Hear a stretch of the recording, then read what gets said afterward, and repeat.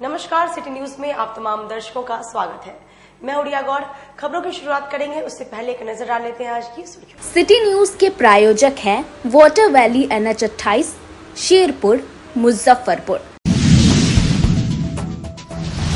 जिले में ईद उल अजहा की धूम, ईदगाह में नमाज अदा कर देश में अमन चैन की मांगी गई दुआ। मुजफ्फरपुर जंक्शन पर LED स्क्रीन पर आपत्तिजनक गाना प्रसारित मामले में रेलवे ने जांच टीम गठित की।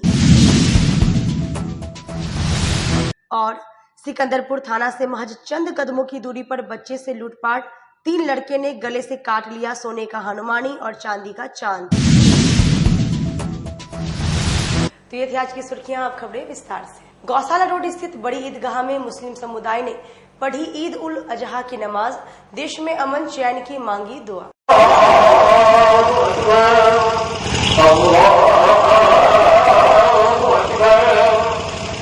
मुजफ्फरपुर की बड़ी ईदगाह में बकरीद की नमाज अदा की गई, जिसमें बड़ी संख्या में मुस्लिम समुदाय के लोगों ने भाग लिया। मौके पर नमाजियों ने अल्लाह की इबादत की और एक दूसरे को गले मिलकर बकरीद की बधाई दी। बकरीद की नमाज के दौरान बड़ी ईदगाह में सुरक्षा के कड़े इंतजाम किए गए थे। पुलिस और प्रशासन के अधिकारी भी मौके पर मौजूद थे और व्यवस्था बनाए रखने में जुटे थे। मौके पर शहर के प्रसिद्ध चिकित्सक डॉक्टर AK दास, नगर विधायक विजेंद्र चौधरी, नगर निगम वार्ड 21 पार्षद KP पप्पू समेत कई गणमान्य लोगों ने एक दूसरे को बकरीद की शुभकामनाएं दी और इस पवित्र त्योहार की बधाई दी। मौके पर बड़ी ईदगाह के मौलाना ने बताया कि बकरीद सिर्फ एक रस्म या त्योहार नहीं, बल्कि यह बताया कि इंसान को खुदा की राह में हर चीज कुर्बान करने का जज्बा रखना चाहिए। जानवर की कुर्बानी से पहले अपनी नियत, घमंड, लालच और नफरत की कुर्बानी जरूरी है। यही असली ईमान की पहचान है। बकरीद के मौके पर शहर में खुशी और भाईचारे का माहौल देखने को मिला है।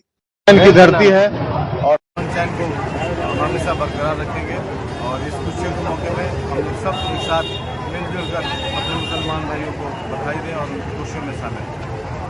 चारा का अपना प्याला हम निवाला, यही तो सबसे अच्छा रिश्ते वाला। ये जो पर्व का वास्तविक में है, बकरीद के अवसर पर सभी भाई एक संग बैठ कर के एक थाली में एक दस्तरखान पे जब बैठते हैं तो अपनत्व का एहसास जो एक परिवार में होता है, हम लोग घर में जब पूजा के समय एक साथ खाते हैं, उसी तरह ये सभी भाई एक साथ इबादत के बाद और एक साथ नमाज के बाद जब जा करके एक साथ बैठते हैं, यही अपनत्व का एहसास है। और मुजफ्फरपुर इसमें सबसे अच्छा पैगाम है और भारत के मानस पटल पे बिहार के मुजफ्फरपुर से ये पैगाम जाता है कि आइए अपने मुजफ्फरपुर में एहसास दिलाता हूँ कि अपनत्व क्या होता है, ये इंसानियत का पैगाम दिलाता हूँ। अभी हम लोगों ने बकरीद की नमाज अदा किया और हम खुशी के इस मौके से अपने तमाम बिरादरान वतन को और मुल्क वासियों को हम अपनी मोहब्बत का पैगाम देते हैं। और जिस तरीके से हम लोगों ने आपस में एक साथ मिल करके यहाँ नमाज अदा की, इस खुशी में शरीक हुए हैं, हम आप लोगों को भी अपनी इस खुशी में शरीक रखते हैं और शरीक समझते हैं। और देखिए यहाँ पर हमारे साथ सूरज भाई भी हैं, ये भी हमारे साथ हैं ईद की खुशी में। ये भी जिस तरीके से शुरू हुए हैं, बाहर इंतज़ार में बहुत सारे भाई लोग इंतज़ार में हैं कि इमाम साहब आएँ, उनसे सलाम मुसाफ़ा करें, दुआ लें और उनकी खुशी में बांटें। तो अल्हम्दुलिल्लाह हम लोगों का ये जश्न और ये वो कुर्बानी की ईद, ये अपने बुज़ुर्गों की याद ताज़ा करती है कि जिस तरीके से उन लोगों ने पूरी दुनिया के अंदर मोहब्बत का पैगाम फैलाया। हम भी इस प्लेटफार्म से और अपनी ईदगाह से और ईदगाह के इस मिंबर से एक इमाम होने की हैसियत से ये 35-40 हज़ार का मजमा, इनको हम लोगों ने जिस तरीके से खुशी का पैगाम दिया है, हम 1,140,000,000 अपने वतन वासियों को भी इसी का पैगाम देते हैं। अल्लाह ताला हमारी आवाज़ को पहुँचाए। मुजफ्फरपुर स्टेशन के प्लेटफॉर्म संख्या 2 पर लगे LED स्क्रीन पर आपत्तिजनक गाना प्रसारित होने के मामले में रेलवे ने शुरू की जांच। मुजफ्फरपुर जंक्शन के प्लेटफॉर्म संख्या 2 पर लगे LED स्क्रीन पर 2 दिन पूर्व कथित रूप से एक आपत्तिजनक गाना प्रसारित होने का मामला सामने आया। ठाकुर दिव्य प्रकाश ने वीडियो को एक्स कर साझा करते हुए रेलवे की लापरवाही पर सवाल उठाते हुए LED कंट्रोल सिस्टम की सुरक्षा व्यवस्था की जांच की मांग करते हुए आशंका जताई कि कहीं यह सिस्टम के हैक तो नहीं हो रहा। इस घटना का वीडियो सोशल मीडिया पर शेयर करते हुए इस वीडियो को फूहड़ करार देते हुए सोनपुर रेल मंडल के डीआरएम और अन्य वरिष्ठ अधिकारियों को टैग कर शिकायत दर्ज कराई। सोशल मीडिया प्लेटफॉर्म एक्स पर वीडियो वायरल होने के बाद रेलवे प्रशासन हरकत में आया। इस मामले में डीआरएम सोनपुर ने त्वरित संज्ञान लेते हुए एक विशेष जांच टीम का गठन किया। टीम को निर्देश दिया गया कि वह वीडियो की सत्यता की जांच करे तथा यह पता लगाए कि स्टेशन परिसर में लगे स्क्रीन पर आपत्तिजनक सामग्री कैसे प्रसारित हुई। जांच रिपोर्ट के आधार पर दोषियों के विरुद्ध सख्त कार्रवाई की जाएगी।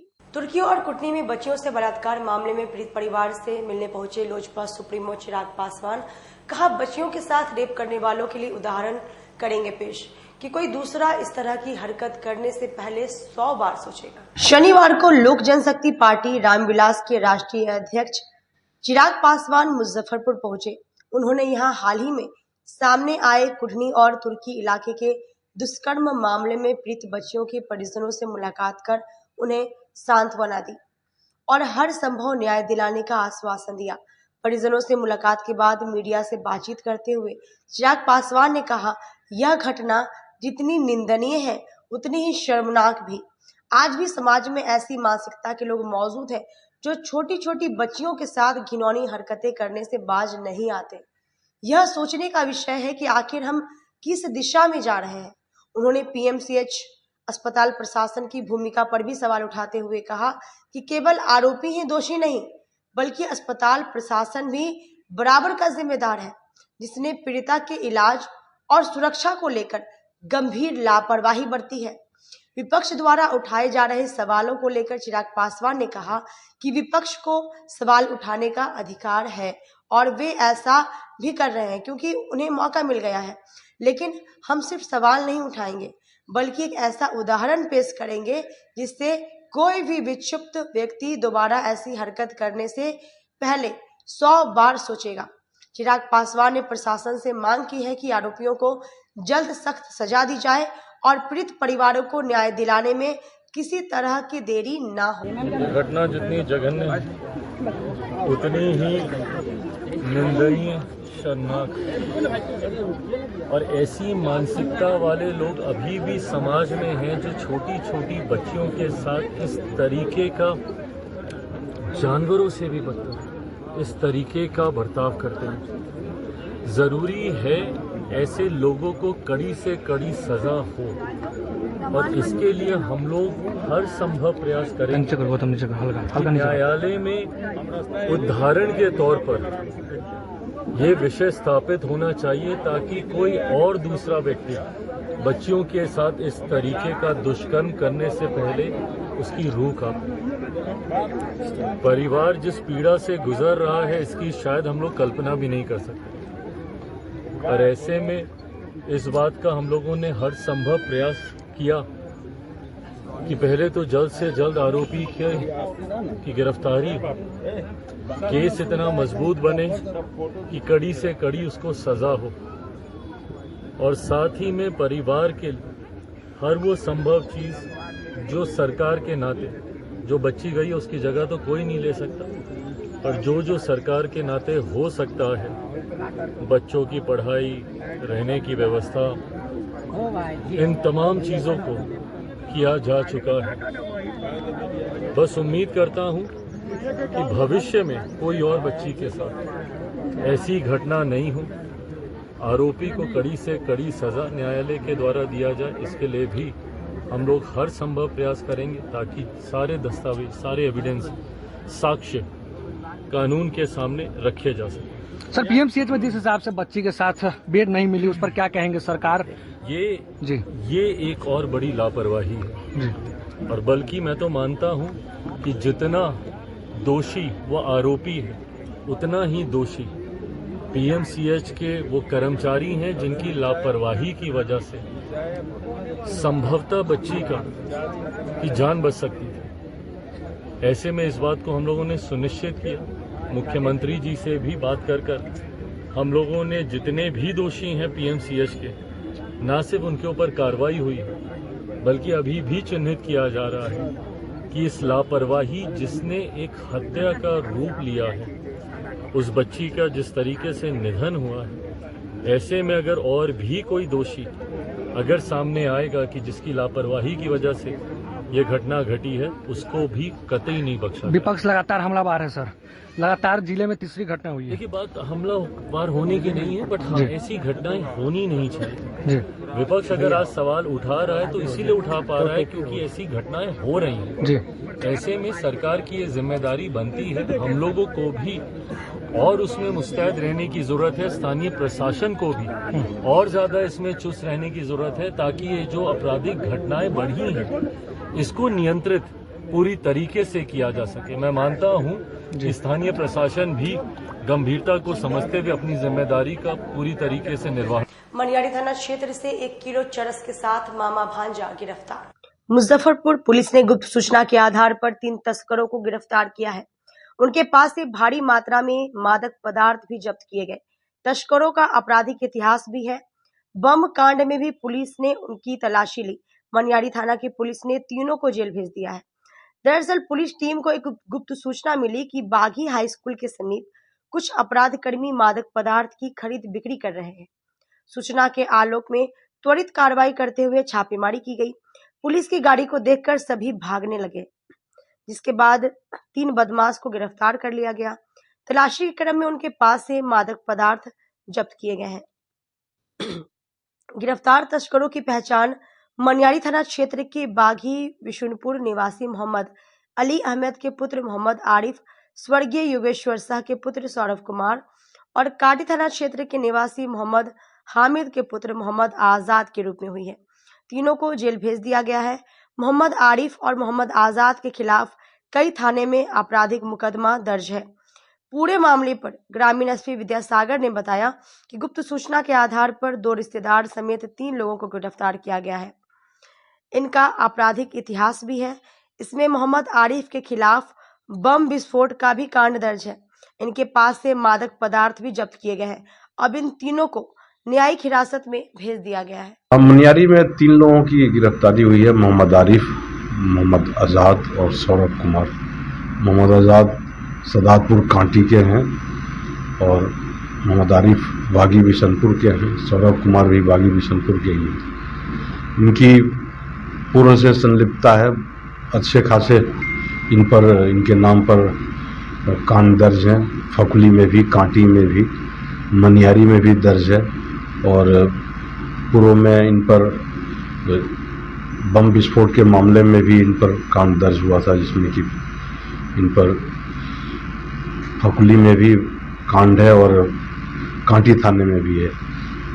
सौरभ कुमार इनके साथ ही इनके गलत कार्यों में इसका साथ देता था और ये लोग स्वयं ही एक्सेप्ट कर रहे हैं कि नेपाल से हम लोग मादक पदार्थ लाते थे और इधर हम लोग उसको जहाँ तहाँ बेचने का काम करते हैं। इसी सिलसिले में जैसे ही पता चला कि वो बरामद जो वस्तु है जो इन तीनों के पास से बरामद हुआ वो मादक पदार्थ है, तो मजिस्ट्रेट साहब को बुला करके विधिवत जांच पड़ताल की गई और वो मादक पदार्थ टाइप का मादक पदार्थ है।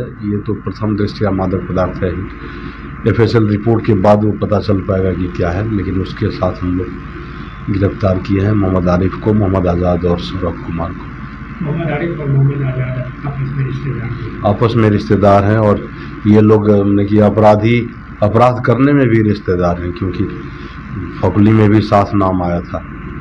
तो ये लोग ये गलत काम पूर्व से भी करते रहे हैं। और सबसे जो हाल फिलहाल का जो बम विस्फोट कांड याद होगा कि उसमें भी इनकी संलिप्तता थी। मोहम्मद आरिफ को और बाकी 2 लोग तो पकड़ाए, लेकिन मोहम्मद आरिफ को हम लोग भी काफ़ी बेसब्री से इंतजार कर रहे थे कि कहीं वो मिल जाए। तुर्की में पीपल के पेड़ पर खिला फूल लोगों के आस्था और कौतूहल का विषय बना। पूजा करने को लोगों की उमड़ी भीड़। मुजफ्फरपुर जिले के तुर्की सरैया पथ स्थित छाजन गांव के पास शुक्रवार की देर रात एक अद्भुत नजारा देखने को मिला, जिसने ग्रामीणों को चौंका दिया। यहाँ एक पुरानी पीपल के पेड़ पर गुलाब जैसा दिखने वाला सैकड़ों फूल खिला नजर आया, जिसे देखकर हर कोई हैरान रह गया। जैसे ही यह खबर गांव में फैली, आसपास के क्षेत्रों में भारी संख्या में लोग मौके पर पहुंचने लगे। ग्रामीणों के अनुसार पीपल के पेड़ पर इस प्रकार का फूल उन्होंने पहले कभी नहीं देखा था। फूल का आकार और रंग गुलाब से मिलता जुलता था, जिसे देखकर लोग इसे किसी चमत्कार से कम नहीं मान रहे थे। घटनास्थल पर श्रद्धालुओं की भीड़ जुट गई। लोगों ने पीपल के पेड़ की पूजा शुरू कर दी, अगरबत्ती जलाई और दीप जलाकर मन्नतें मांगी। श्रद्धालु फूल को ईश्वरीय संकेत मान रहे हैं। स्थानीय राकेश चौधरी ने बताया कि अपने जीवन में वह पहली बार पीपल पर ऐसा कोई फूल देखे हैं। यह कोई साधारण बात नहीं लगती। हमने पूरी श्रद्धा से पूजा की। हालांकि शनिवार सुबह जब लोग दोबारा उस स्थान पर पहुंचे तो उन्होंने देखा कि वह फूल अब पूरी तरह से मुरझा चुका है। इसके बाद लोगों के बीच चर्चा और भी तेज हो गई कि आखिर यह फूल था क्या। भी ऐसा लगा कि ये बहुत अद्भुत नज़ारा, अद्भुत चीज़ मैंने देखा। पीपल के पेड़ पर इस तरह का कमल के फूल के समान जो अपने जीवन में पहली बार ऐसा देखा हूँ। वास्तव में वहाँ पर भीड़ लगने के कारण हम वहाँ से जब गुजर रहे थे तो रुक गए और देखे कि वास्तविकता क्या है। तो वाकई में उस टाइप का लग रहा था कि तो लोगों की यह मान्यता थी। लोग वहाँ पर बोल रहे थे कि ये कोई न कोई कुदरती करिश्मा है, यहाँ पर आके कुछ मैंने बुरा प्रभाव पड़ेगा, अच्छा प्रभाव पड़ेगा, मैं नहीं जानता हूँ, लेकिन क्या हो सकता है कि यहाँ पर कुछ आके कुछ लोग अपना मन्नत माने तो कुछ पूरा हो जाएगा। लोग पूजा भी करना शुरू कर दिया, अगरबत्ती दिखाना। हाँ, उसके बाद वहाँ पर उसका पूजा पाठ अगरबत्ती दिखाना लोग शुरू कर दिए। राष्ट्रीय लीची अनुसंधान केंद्र मुजफ्फरपुर का आज सिल्वर जुबली 25वां स्थापना दिवस समारोह मुशहरी स्थित लीची अनुसंधान केंद्र के सभागार में बड़े ही धूमधाम से मनाया गया। राष्ट्रीय लीची अनुसंधान केंद्र मुजफ्फरपुर का आज सिल्वर जुबली 25वां स्थापना दिवस समारोह मुशहरी स्थित लीची अनुसंधान केंद्र के सभागार में बड़े ही धूमधाम से मनाया गया। कार्यक्रम का उद्घाटन मुख्य अतिथि अटारी जोन 4 के निदेशक डॉक्टर अंजनी कुमार ने किया। इस अवसर पर RCAR पटना के निदेशक डॉक्टर अनूप दास, राष्ट्रीय लीची अनुसंधान केंद्र के निदेशक डॉक्टर विकास दास, मोतिहारी के निदेशक डॉक्टर SK पूर्व, नाबार्ड के DDM सुमन प्रभा, प्रधान वैज्ञानिक डॉक्टर विनोद कुमार के अलावे सैकड़ों की संख्या में विभिन्न जिलों से आए लीची के प्रगतिशील किसान शामिल हुए। राष्ट्रीय लीची अनुसंधान केंद्र मुजफ्फरपुर के 25वें स्थापना दिवस समारोह पर 50 प्रगतिशील लीची किसानों और 7 पत्रकारों को लीची शोध सारथी सम्मान प्रतीक चिन्ह, सर्टिफिकेट और शॉल उठाकर सम्मानित किया गया। कार्यक्रम में वातावरण में वायु पॉल्यूशन, जलवायु परिवर्तन को देखते हुए नई किस्म और प्रबंधन विकास पर जोर दिया गया।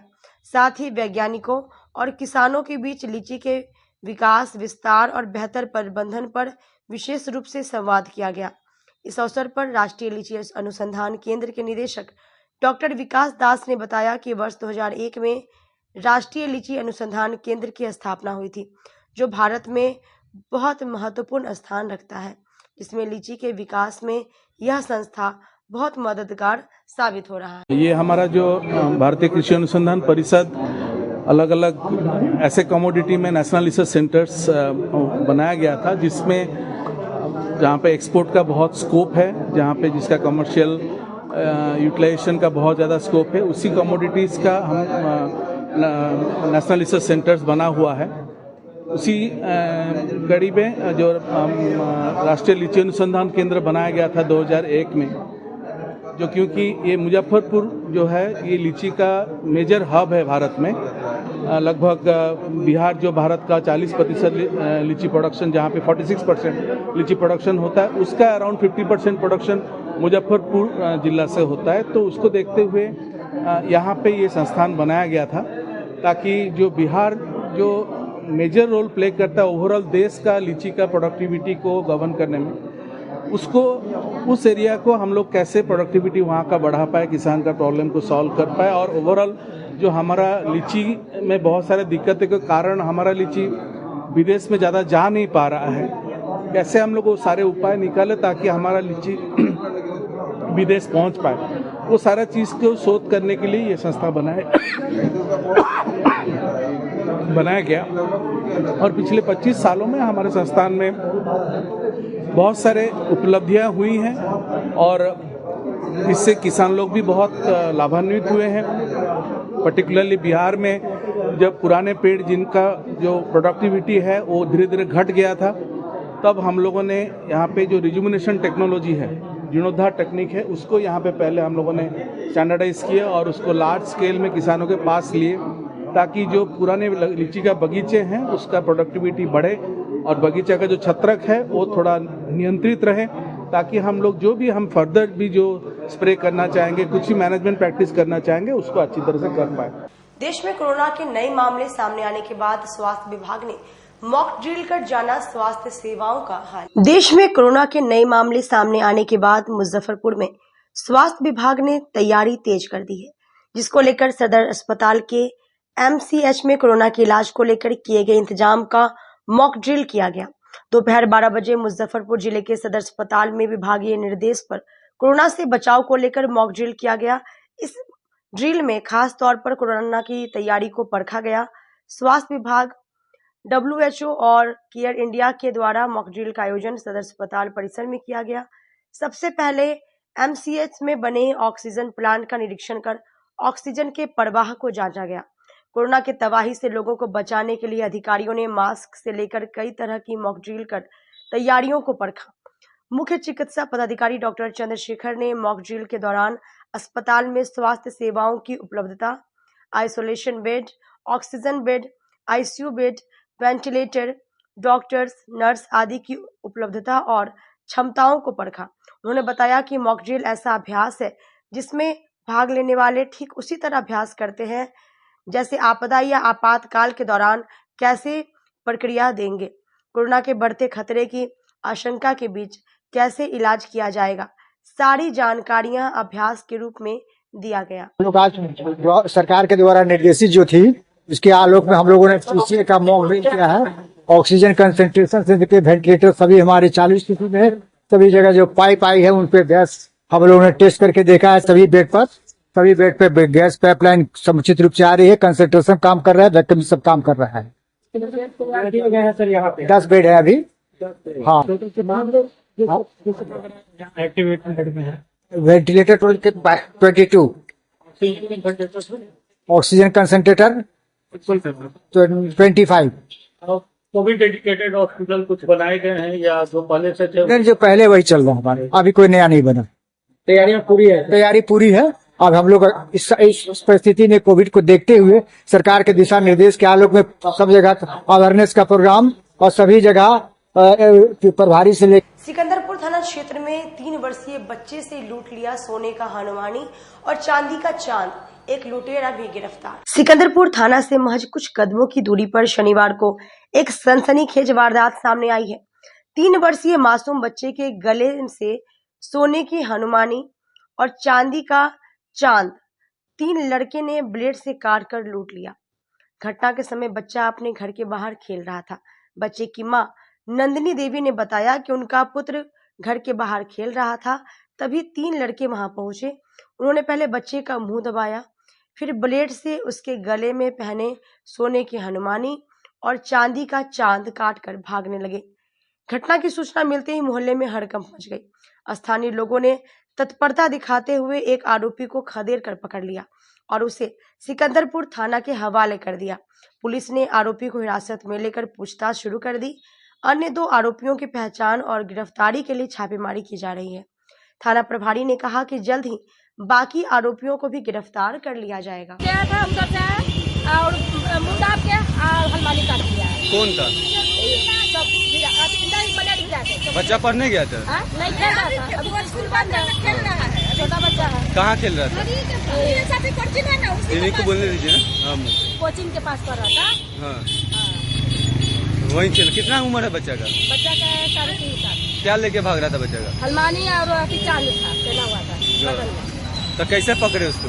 या कैमरा से पकड़े, सीसी कैमरा से। पकड़ा गया लड़का? क्या वो लड़का था? 3 गो है। 3? हाथ में चाकू को रख लेता? नहीं, प्लेट रखा हुआ। बदलते मौसम में कैसे रखें खुद को फिट, आइए वरिष्ठ चिकित्सक से जानते हैं। देखिए ये रिपोर्ट। जिले समेत पूरे बिहार में मौसम काफी तेजी से बदल रहा है। ऐसे में लोग बीमारी के चपेट में काफी तेजी से आ रहे हैं। बीमार पड़ रहे मरीजों के हर वर्ग के लोग हैं, जैसे युवा, बच्चे, बुजुर्ग। अस्पताल की ओपीडी में भी सर्दी, खांसी, बुखार के मरीजों की संख्या में तेजी से वृद्धि आई है। ऐसे में मुजफ्फरपुर के प्रसिद्ध चिकित्सक डॉक्टर AK दास ने बदलते मौसम में खुद को फिट रखने के लिए कुछ दिशा निर्देश दिए हैं। बदलते मौसम में अपने आहार में मौसमी फलों और सब्जियों को शामिल करें। इससे आपके शरीर को आवश्यक पोषक तत्व मिलेंगे और आप बीमारियों से बच सकेंगे। पर्याप्त पानी पीना बहुत ज़रूरी है, खासकर गर्मी के मौसम में। इससे आपके शरीर को हाइड्रेट रखने में मदद मिलेगी और आप डिहाइड्रेशन से बच सकेंगे। नियमित व्यायाम करने से आपका शरीर मजबूत और लचीला रहता है।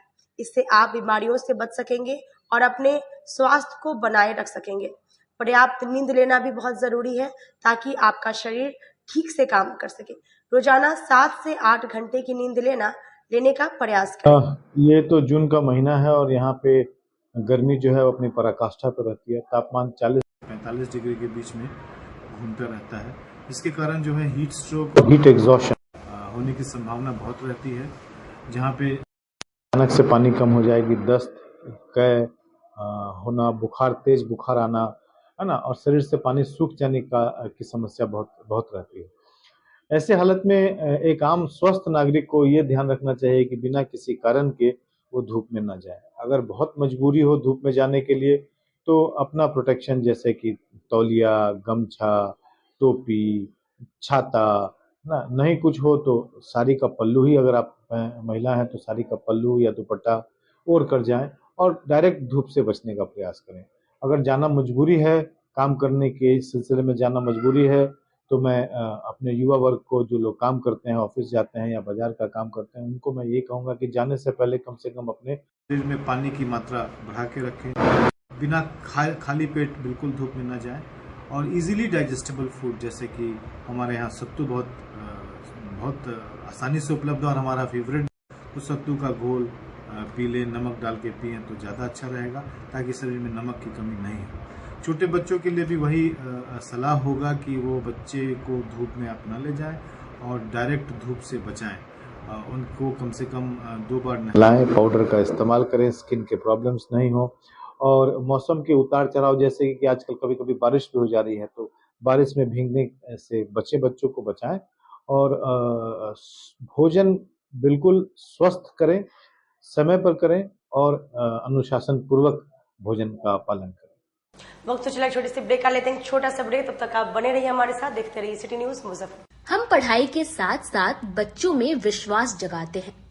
Christ Jyoti international school based on CBSE curriculum with coeducation. Nursery से +2 के छात्रों के लिए प्रत्येक विषयों के लिए अनुभवी शिक्षकों का समूह है। 5 एकड़ में फैला यह स्कूल बच्चों के बेहतर भविष्य बनाने में सक्षम है। अत्याधुनिक साइंस और कंप्यूटर लैब के साथ स्कूल को बेस्ट डिसिप्लिन का अवार्ड भी मिल चुका है।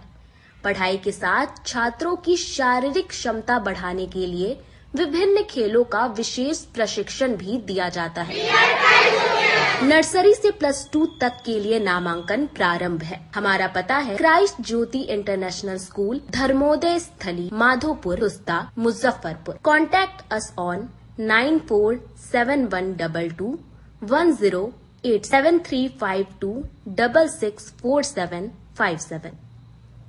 मैं प्रिंसिपल क्राइस्ट ज्योति कृतिका मृणालिनी अपने बच्चों के बारे में, अपने स्कूल के भविष्य के बारे में बेहतर निगरानी रखती हूँ। मेरे स्कूल में क्वालिटी बेस्ड एजुकेशन होता है। हमारे स्कूल को हाल ही में बेस्ट डिसिप्लिन अवार्ड से नवाजा गया है। हमारे शिक्षक ट्रेंड हैं, अनुभवी हैं और हम अपने बच्चों को पारिवारिक माहौल में पढ़ाते हैं।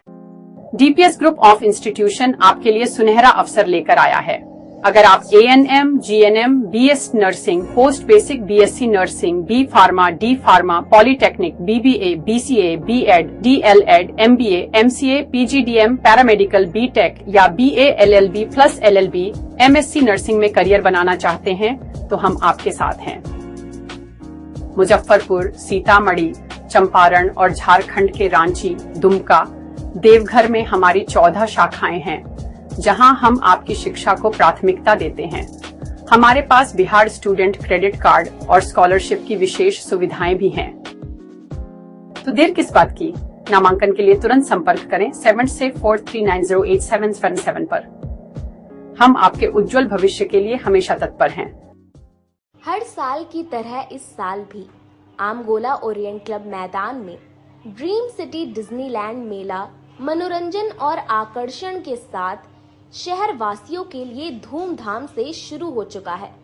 इस मेले में देश का सबसे बड़ा हवाई झूला, विशाल मैरी कोलंबस नौका, ड्रैगन झूला, रोमांचक रशियन टोरा टोरा, डबल डिश तरंग झूला और देसी विदेशी मछलियों का अद्भुत संग्रह यूकेरियम प्रमुख आकर्षण है, जिसमें आप अंडर वाटर टनल के अंदर से विशाल मछलियों के समूह को देख सकते हैं। साथ ही बच्चों के लिए ढेरों रोमांचक झूले हैं, जिनमें हॉर्स राइडिंग, मुंबई का water boat, Scorpio ride, jumping, जंगल राइड, भूत बंगला, सेल्फी पॉइंट और मिकी माउस शामिल है। वहीं मेले की शॉपिंग स्ट्रीट भी किसी बाजार से कम नहीं है। सहारनपुर का प्रसिद्ध फर्नीचर, जिसमें किंग पलंग, dressing table, dining table, sofa set और रॉकिंग चेयर शामिल है। वहीं महिलाओं के लिए कोलकाता का अचार, चूड़ियां, चूड़ा सेट, ज्वेलरी, लहंगा चुन्नी और आगरा की फैंसी चप्पलें बिक्री के लिए उपलब्ध हैं। भदोही के कालीन और कृत्रिम फूलों का बड़ा संग्रह भी घर की सजावट को नया रूप देने को तैयार है।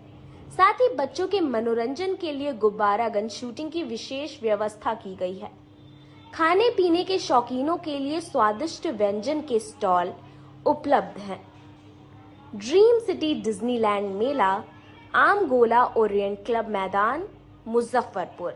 आजकल की बिजी जिंदगी में स्टाइल तो है, पर कंफर्ट का क्या? आपके इसी स्टाइल और कंफर्ट को बेहतर बनाने के लिए नीलकमल लेकर आए हैं first exclusive factory outlet showroom in Mithanpura, Muzaffarpur, जहां home furniture, office furniture, mattress and wedding special पे up to 50% off with EMI facility. Style भी, कंफर्ट भी। उत्तर बिहार का पहला नीलकमल का एक्सक्लूसिव शोरूम आपका स्वागत करता है। एक बार सेवा करो। चाहे आपका पर्सनल स्पेस हो या corporate office, Marbonite full body vitrified tiles हर कोने को अपनी खूबसूरती से सजाता है।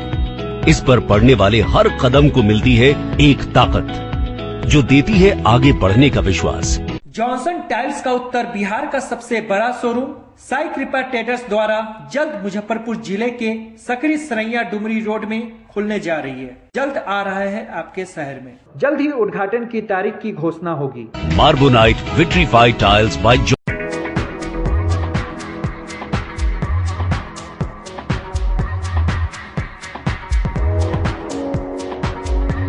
गर्मी में अपने पूरे परिवार के साथ मस्ती करना चाहते हैं तो चले आइए वाटर वैली में, जो कि कच्ची पक्की चौक से 2 किलोमीटर दूर शेखपुर NH के समीप स्थित है।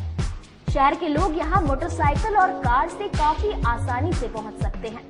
यहाँ आप अपने परिवार के साथ फुल मस्ती कर सकते हैं। वेव पूल, रेन डांस के साथ भव्य वाटरफॉल बनाया गया है। छोटे बच्चों के लिए कई प्रकार के स्लाइड्स बनाए गए हैं, जहां बच्चे अपनी मस्ती में डूब जाएंगे। इसके अलावा खाने पीने के लिए बेहतरीन सुविधाएं उपलब्ध है, जहां पूरे परिवार के साथ व्यंजनों का लुत्फ उठा सकते हैं। तो देर मत कीजिए, गर्मी में मस्ती उठाने के लिए वाटर वैली तुरंत पहुंचे। हमारा पता है water valley NH 28, Sherpur, Muzaffarpur. हमारा कॉन्टैक्ट नंबर है 6202584955। ब्रेक के बाद एक बार फिर से आप सभी का स्वागत है। ये बढ़ते हैं अगली खबरों की ओर। 22 जून को धर्म संसद महाकुंभ का आयोजन किया जाएगा, जिसको लेकर अखंड पुरोहित महासभा के सदस्यों ने अहम बैठक। श्री राम जानकी मंदिर साहूपोखर मुजफ्फरपुर अखंड भारत पुरोहित महासभा के द्वारा धर्म संसद 2082 सह सनातन महाकुंभ आयोजन को लेकर सामूहिक बैठक किया गया। इस बैठक की अध्यक्षता आचार्य सुनील कुमार मिश्रा ने की। बैठक में सर्वसम्मति से निर्णय लिया गया कि आगामी 22 जून 2025 को धर्म संसद सह सनातन महाकुंभ का आयोजन किया जाएगा। इस अवसर पर महासभा के संस्थापक पंडित हरिशंकर पाठक ने कहा कि अखंड भारत पुरोहित महासभा के द्वारा 11 सदस्य टीम का गठन किया गया है। इस अवसर पर बड़ी संख्या में विद्वत जन आएंगे और उनका स्वागत महासभा करेगी। यह कार्यक्रम 22 जून से निर्धारित है। इस अवसर पर बाबा गरीबनाथ स्थान के प्रधान पुजारी विनय पाठक की गरिमामय उपस्थिति रहेगी। में भी हमने बैठक किया था और घोषणा भी किया था कि 15 जून को यह आयोजन होना है, लेकिन किसी कारण से यह डेट को आगे बढ़ाते हुए 22 जून को किया जाएगा। इसमें धर्म संसद सह सनातन महाकुंभ का आयोजन हो रहा है। इसमें देश के अलग अलग जगह से इसमें पीठाधीश्वर शामिल होंगे एवं अलग अलग राज्य से इसमें विद्वान लोग शामिल होंगे। जैसे बनारस से BHU से प्रोफेसर विनय पांडे जी, मिथिला से रामचंद्र झा जी एवं 4 कुलपति अलग अलग जगह से आएंगे। इसमें अलग अलग मठ मंदिरों के महान संत साधु यहाँ शामिल होंगे। 8 जून को जिले में रालोमा के सुप्रीमो उपेंद्र कुशवाहा संवैधानिक अधिकार परिसीमा सुधार महारैली में शिरकत करेंगे, जिसकी तैयारी पार्टी की ओर से पूरी की गई। 8 जून को आयोजित होने वाली राष्ट्रीय लोक मोर्चा की परिसीमन रैली की तैयारी पूरी हो चुकी है। इसी को लेकर कार्यकर्ताओं द्वारा मुजफ्फरपुर क्लब में दौरा किया गया। इस अवसर पर मोर्चा के पदाधिकारी ने कहा कि हमारे नेता उपेंद्र कुशवाहा परिसीमन को लेकर कई वर्षों से लड़ाई लड़ रहे हैं। किसी कड़ी में रविवार को मुजफ्फरपुर क्लब में कार्यकर्ताओं के बीच उनका संबोधन होगा। हम सभी लोग मिलकर अपने नेता की आवाज को बुलंद करने का काम करेंगे। मैदान में कार्यकर्ताओं के लिए करीब 15,000 कुर्सियां और वाटरप्रूफ पंडाल के साथ मंच को तैयार किया गया। यह मैदान कल एक विशाल रैली की साक्षी बनेगा। हमारे राष्ट्रीय अध्यक्ष श्री उपेंद्र कुशवाहा जी के आह्वान पर आगामी 8 जून रविवार को संवैधानिक अधिकार परिसीमन सुधार रैली का आयोजन किया गया है। यहाँ पे कुल 12 जिलों के लोग आने वाले हैं, तीनों प्रमंडल यानी कि तिरहुत, मिथिला और सारण। एक यहाँ पे जो रैली होने जा रही है ये अपने आप में बहुत बड़ा संकेत है और हम लोगों का जो मतलब मिशन है और जो हम लोगों ने मेहनत किया है, लोगों में जो इच्छा शक्ति देखी है और उपेंद्र कुशवाहा के प्रति लोगों का जो आस्था देखा है, उसके अनुसार से लगता है कि ये कार्यक्रम हम लोगों का बहुत अपार सफलता के साथ कार्यक्रम का मतलब। बटलर रोड स्थित रेलवे कॉलोनी में बकरे के बच्चे को आवारा कुत्ते ने अपना निवाला बना लिया। लोगों में दहशत का माहौल। मुजफ्फरपुर जिले में आवारा कुत्तों का आतंक एक बार फिर से बढ़ गया है। प्रतिदिन आवारा कुत्तों के मामले जहां पूरे जिले में आ रहे हैं, वहीं अब कुत्तों के काटने और नोचने का एक ताजा video railway colony Butler Road का आया है, जहां पर एक बकरे के बच्चे को इन आवारा कुत्तों के द्वारा अपना निवाला बना लिया गया। दर्जनों की संख्या में इन आवारा कुत्ते के झुंड के द्वारा लोगों पर हमले और काटने को लेकर यहां पर रेल कर्मी में दहशत का माहौल बन गया है। इसको लेकर रेल कर्मी और उनके यूनियन के द्वारा नगर निगम के अधिकारी को पत्र लिखकर आवारा कुत्तों से निजात दिला पाने को लेकर गुहार लगाई गई थी। रेलवे के अधिकारी रेलवे कॉलोनी में रहने वाले स्थानीय लोगों ने बताया कि बीते 1 वर्ष से हम सब आवारा कुत्तों के आतंक को लेकर नगर निगम के अधिकारी को अवगत करा चुके हैं। कई बार पत्र लिखने के बाद भी इस दिशा में कोई कार्रवाई नहीं हुई। अभी स्टेशन का कार्य बहुत तेजी से चल रहा है और इसमें बड़ी संख्या में मजदूर और कर्मी का इसी रास्ते से आना जाना होता है, जहां पहले से घात लगाए हुए इन आवारा कुत्तों का जमावड़ा रहता है, जिसके कारण रेल कर्मी भी दहशत में रहते हैं। ऐसा है कि हम लोग इमली रोड रेलवे कॉलोनी में रहने वाले हैं वार्ड नंबर 11। इसमें रेलवे हॉस्पिटल और रनिंग रूम के बीच 10-12 बिल्कुल खूंखार टाइप के कुत्ते रहते हैं। अभी 3-4 दिन पहले इन कुत्तों द्वारा एक बकरी को बड़े ही मार्मिक ढंग से उसको मारा गया और हम लोग को इस बात का डर है कि कोई अगर हमारे मोहल्ले का कोई 10 या 8-10 साल का बच्चा उनकी चपेट में आ जाए तो उसका भी वो वही हश्र करेंगे जो उस बकरी का इन्होंने किया है। और इन कुत्तों के आतंक से उस रास्ते से गुजरने वाले आम जनता या फिर रेलवे कॉलोनी के लोग, यहाँ पर जो एक या वहाँ पर एक हमारा ऑफिस भी है, IW लाइन का ऑफिस है, उस ऑफिस में जो कर्मचारी काम करते हैं उन कर्मचारियों के बीच बराबर दहशत का माहौल बना रहता है। नगर निगम को भी इसके बारे में सूचना दी गई और वार्ड पार्षद महोदया को भी इसके बारे में सूचित किया गया, लेकिन अभी तक उस पर कोई कार्रवाई नहीं हो पाई है। तो हम यही चाहते हैं कि नगर निगम इसको देखे, और जो वीडियो, इसमें एक वीडियो भी हमारे द्वारा बनाया गया है, हमारे लोगों द्वारा बनाया गया है, जिसमें कुत्तों द्वारा बकरी पर आक्रमण किया गया था, उसका एक वीडियो भी है जो कि मैं आप लोग को दे दूंगा, जिसको चलाइए वीडियो को और दिखाइए, ताकि नगर निगम जो आंखें बंद करके बैठा हुआ है इन सब बातों पर, उसकी आंखें खुले और इन कुत्तों के आतंक से रेलवे कॉलोनी इमली रोड के निवासियों को निजात मिल सके। कितने दिन से ये परेशानी बढ़ी? ये परेशानी करीब 1.5 साल से चल रही है, और इन कुत्तों का आतंक जो है 1.5 साल से वहाँ इनका खौफ बना हुआ है। इस संबंध में आप लोगों ने नगर निगम के अधिकारियों को अवगत कराया था? आज से साल भर पहले नगर निगम को एक पत्र दिया गया था, वो उस ऑफिस के कर्मचारियों द्वारा एक पत्र सहायक मंडल इंजीनियर मुजफ्फरपुर महोदय को भेजा गया था, जिसको उनके कार्यालय द्वारा अग्रसारित करके नगर निगम को भेजा गया है, लेकिन अभी तक कोई कार्रवाई उस पर नहीं हो पाई है। चाहे आपका पर्सनल स्पेस हो या corporate office, Marbonite full body vitrified tiles हर कोने को अपनी खूबसूरती से सजाता है। इस पर पड़ने वाले हर कदम को मिलती है एक ताकत, जो देती है आगे बढ़ने का विश्वास। जॉनसन टाइल्स का उत्तर बिहार का सबसे बड़ा शोरूम साई कृपा ट्रेडर्स द्वारा जल्द मुजफ्फरपुर जिले के सकरी सरैया डुमरी रोड में खुलने जा रही है। जल्द आ रहा है आपके शहर में। जल्द ही उद्घाटन की तारीख की घोषणा होगी। मार्बोनाइट विट्रीफाइड टाइल्स बाय बिहार विश्वविद्यालय के कुलपति आवास पर पर्यावरण बचाने को लेकर कुलपति द्वारा वृक्षारोपण किया गया। बिहार विश्वविद्यालय के कुलपति आवास में विश्व पर्यावरण दिवस के अवसर पर कुलपति दिनेश चंद्र राय ने पौधारोपण किया। इस अवसर पर उन्होंने संवाददाताओं को संबोधित करते हुए कहा कि पूरे विश्व में पर्यावरण संकट में है, इसलिए हम सभी लोगों को पेड़ लगाना चाहिए ताकि पर्यावरण संकट से विश्व को बचाया जा सके। साथ ही उन्होंने अपील करते हुए कहा है कि भारत में मीठे पानी का स्रोत सबसे ज्यादा है, व पूरे विश्व में मीठे पानी का संकट है, इसलिए हम सभी लोगों को मिलकर जल संरक्षण पर भी काम करना चाहिए। किस तरह से जल को बचाया जाए, पानी की बर्बादी ना हो, इसको लेकर समय समय पर जागरूकता कार्यक्रम का भी आयोजन किया जाना चाहिए। साथ ही किसानों को भी जल संरक्षण और पर्यावरण बचाने पर जागरूक करने की आवश्यकता है। हम सभी लोगों को मिलकर एक इस दिशा में थोड़ा थोड़ा प्रयास करना चाहिए, तो निश्चित रूप से हमें कामयाबी मिलेगी। 5 जून को विश्व पर्यावरण दिवस था, उसी के उपलक्ष्य में आज बिहार विश्वविद्यालय के कुलपति आवास में वृक्षारोपण किया गया। और इस वृक्षारोपण के द्वारा हम एक संदेश भी देना चाहते हैं कि लोग ज़्यादा से ज़्यादा वृक्ष लगावें, क्योंकि मैंने पूरी दुनिया में और देश में भी पर्यावरण का संकट बढ़ता जा रहा है।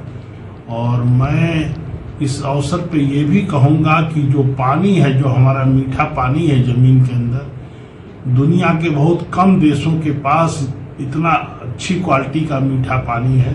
तो हम लोग पानी के संरक्षण पर भी काम करें और लोगों को जागरूक करें कि पानी का व्यय न करें, कम से कम पानी में अपना वो काम चलावें, क्योंकि एक समय आएगा कि पानी की कीमत बहुत बढ़ जाएगी। तो हम लोग पानी संरक्षण का भी काम करें। और हम अपने किसान भाइयों से भी कहेंगे, चूँकि मैं एग्रीकल्चर का ही आदमी हूँ, किसान भाइयों से भी कहूँगा कि खेती में ड्रिप इरिगेशन वगैरह उन्नत जो तकनीक है उसका उपयोग करें कि कम से कम पानी में ज़्यादा से ज़्यादा हमको उपज मिल सके। देखा जा रहा है कि शहर और बाकी अन्य शहरों में भी गर्मी जो है काफी तेजी से बढ़ रही है पहले की अपेक्षा। इसको लेकर लोगों को क्या संदेश दीजिएगा, कैसे इसका बचाव किया जाए? हाँ, इसलिए कि अब लोगों का परचेजिंग पावर बढ़ता जा रहा है। अब आम मिडिल क्लास और लोअर मिडिल क्लास भी घरों में एसी लगा रहा है। तो एसी लगाने से माने पर्यावरण का टेम्परेचर वगैरह तो बढ़ता ही जा रहा है, वृक्ष भी घटते जा रहे हैं। तो हम आपसे यही कहेंगे कि हम ज़्यादा से ज़्यादा नेचर के साथ रहें। हम लोगों का बचपन तो गाँव में बीता है, तो इसलिए ज़्यादा से ज़्यादा नेचर के साथ रहें और अपने आप को नेचर के अनुरूप ढालने की कोशिश करें। अपनी प्रतिरोधक क्षमता बढ़ावें, ज़्यादा से ज़्यादा बाग बगीचा लगावें, ज़्यादा से ज़्यादा फलदार वृक्ष लगावें और पानी का संरक्षण। बिहार विश्वविद्यालय परिसर में बेतिया के शिक्षकेतर कर्मचारी ने पेंशन की मांग को लेकर अपना अनशन चौथे दिन भी जारी रखा। बेतिया कॉलेज के नॉन टीचिंग स्टाफ द्वारा अनिश्चितकालीन धरना पर बैठे हुए हैं। उनकी मांग है कि उनके पेंशन को बहाल किया जाए।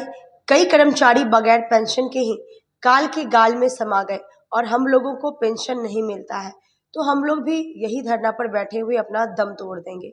धरना पर बैठे हुए अनिल कुमार जायसवाल ने कहा कि जनवरी 2025 में सुप्रीम कोर्ट का ऑर्डर आया था, जिसमें स्पष्ट रूप से कहा गया है कि कुलपति और रजिस्ट्रार अपने स्तर पर जांच प्रदान कर सभी कर्मचारियों के पेंशन को मुहैया कराए, लेकिन विश्वविद्यालय प्रशासन द्वारा कहा जा रहा है कि वह अपनी मांग को लेकर सरकार के पास जाए, जबकि सुप्रीम कोर्ट के ऑर्डर में कहीं कोई इसका उल्लेख नहीं है। इसलिए हम लोगों के पास मजबूरी है कि अगर बगैर पैसे के मरना है तो विश्वविद्यालय परिसर में ही अपना दम तोड़ देंगे। बेतिया आरएलएसवाई कॉलेज के नॉन टीचिंग स्टाफ हैं। हम लोगों का सर्विस एसबी सिन्हा कमीशन के द्वारा हुआ था। अब हम लोग ऑलमोस्ट सब लोग रिटायर हो चुके हैं। रिटायर होने के बाद कुछ लोगों को पेंशन के रूप में ओपीएस पेंशन मिला था लगभग 3 महीने तक, और 3 महीना मिलने के बाद विश्वविद्यालय ने पेंशन बंद कर दिया। इनका कहना है कि आप लोग पेंशन के अंतर्गत नहीं आते। हम लोगों ने केस किया सुप्रीम कोर्ट में पुनः। 8 जनवरी 2025 को सुप्रीम कोर्ट का जजमेंट आया हम लोगों के फेवर में कि आप लोग 28 तारीख तक क्लेम जमा कीजिए यूनिवर्सिटी में रजिस्ट्रार और वीसी के पास। 28 फरवरी तक क्लेम जमा करना था। उसके बाद 3 माह के बाद इन लोगों का जांच पड़ताल करके पेंशन इशू किया जाए और इन लोगों का जो एरियर बनता है वो दिया जाए। 3 माह हम लोगों का डेडलाइन मिला था और 3 माह 31 मई तक खत्म हो गया। उसके बाद हम लोग रजिस्ट्रार साहब से मिले तो रजिस्ट्रार साहब का कहना है कि यहाँ से कुछ नहीं हो सकता, आप लोग जाइए सरकार में जाइए, जबकि सुप्रीम कोर्ट ने अपने जजमेंट में स्पष्ट लिखा है कि इसके लिए यूनिवर्सिटी के रजिस्ट्रार और वीसी महोदय जांच पड़ताल करके देंगे। इस आदेश में कहीं भी सरकार का कोई जिक्र नहीं है, तो फिर हम लोगों को क्यों मिसगाइड किया जा रहा है। तो उसके बाद हम लोग यहाँ आकर पिटीशन भी दिए, 2 बार 3 बार मिले, हम लोगों को कोई फायदा नहीं हुआ। हम लोग हार पाच कर यहाँ अनशन पर बैठे हैं। पैसे के अभाव में कुछ लोगों का इलाज नहीं हो सका, जिसके चलते उन लोगों की मृत्यु तक हो गई है। उनकी विधवा औरत भी आई थी, रो रही थी। तो रजिस्ट्रार साहब का कहना था कि क्या पैसा आदमी की जिंदगी बचा सकता है? अगर बचा सकता तो रतन टाटा क्यों मरते? इस पर भी उन लोगों को तरस नहीं आया कि पैसा जरूरी है इंसान की जिंदगी के लिए। तो जब हम लोग को मर ही जाना है तो मरने तक यहीं बैठेंगे, इसके अलावा हम लोगों के पास कुछ। आज खबरों में बस इतना ही। फिर मिलेंगे शहर की तमाम खबरों के साथ। तब तक आप मुझे और मेरी पूरी न्यूज़ टीम को दीजिए इजाजत। नमस्कार।